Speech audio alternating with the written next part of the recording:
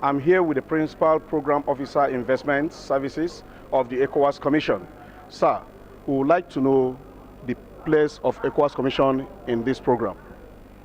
ECOWAS Commission is a collaborator, but most importantly, bringing the regional dimension to Indian cooperation with West Africa. Yes, member states are here, but the integration programs and projects cut across member states. This is where the policies and the programs of ECOWAS come in. Then how will this benefit Nigerians and the Indian High Commission? For Nigeria, Nigeria is a member of ECOWAS. Nigeria is a member of the free trade area and the common market we are working towards. India is looking for economic collaboration, not only with Nigeria, but with ECOWAS as a region. All right, and Nigeria is a major stakeholder in the regional economic space. So to that extent, Nigeria will benefit not only from investment, but also projecting this market scale of West Africa to India in attracting investment. For India, having market access to the whole of ECOWAS member states is what they are targeting in this initiative. And it means for them more trade, it means more opportunities, more investment opportunities for them to explore. Nigeria, yes, is a very big country in ECOWAS, maybe occupying 60% of the regional integration space in terms of GDP and all that. But then when you combine the resources and the landmass and the population of the rest of the region, you find out that we double all of our advantages. So scale is what India will benefit from. As for Nigeria, Nigeria will also attract more investment because it will project the ECOWAS market, not only the Nigerian market, in its seeking for investment from India. Apart from the renewable energy that has been discussed on several occasions here today, what other area of investments is ECOWAS equally looking at? You agree with me that renewable energy is just a minute dimension of the energy profile of the region. I want to start with energy because it's a large area. You have hydro, you have thermal, you have wind, all right? And Nigeria and ECOWAS have these resources, all right, to bring to scale in the investment that Indians might want to make. But beyond that, Nigeria and ECOWAS are faced with similar problems in infrastructure-wide scale. For example, take roads, the issue of roads.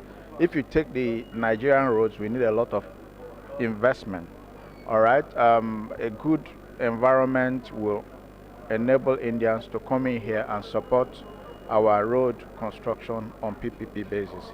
If you take the ECOWAS region, our coastal roads, our trans-Saharan roads are looking for investment either to expand them or to build up the broken elements of those roads.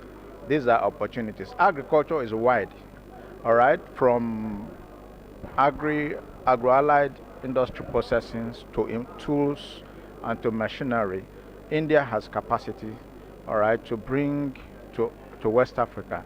So Nigeria and ECOWAS at large will benefit. Aviation, you would agree with me that if you travel around ECOWAS, it's almost a nightmare. It takes you less time to go to the UK or the US than traveling within. We need aircrafts, we need maintenance facilities, we need airports, better airports in the region. As for railways, all right, you've heard me say that our railways have mixed trackings, all right? The gauges are very mixed and remain in their colonial state.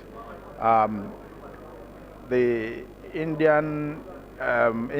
as a country has the capacity to train manpower in the fabrication of these sleepers.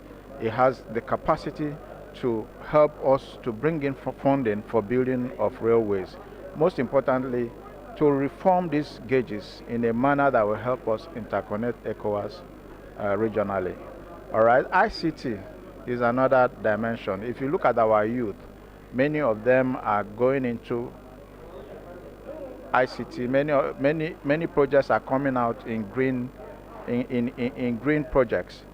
All right, in green energy particularly. You probably would agree with me that India has gone very far in their ICT sector.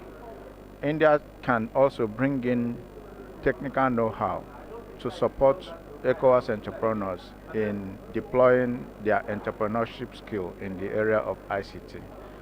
In telecom, yes, Airtel is there. Airtel is an Indian company. But we also know that telecom deepening is needed in West Africa. Today, roaming is an issue because you are almost paying God knows how much, triple your cost locally when you roam. All right, deepening the telecom infrastructure within the region will definitely bring down cost of doing business. I think that these are some of the sectors that require investment. Yes, the Nigerian healthcare system is equally, seriously not up to standard. Is ECOWAS equally looking at investing into that sector in order to stop Nigerian in droves going to India for medical tourism? You are correct. That's one sector that we're also projecting to the Indian business community. Of course, you know the West African Health Organization is responsible for health policy development within the region.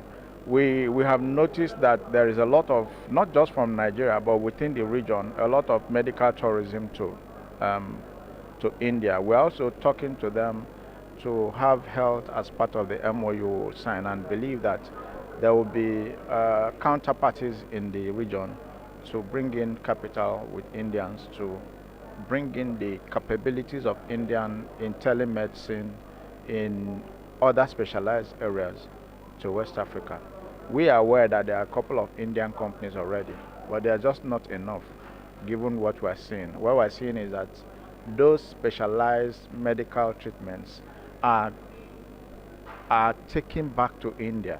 We would appreciate it if, in partnership and collaboration, Indians can come and establish hospitals, not only in Nigeria, but across the region.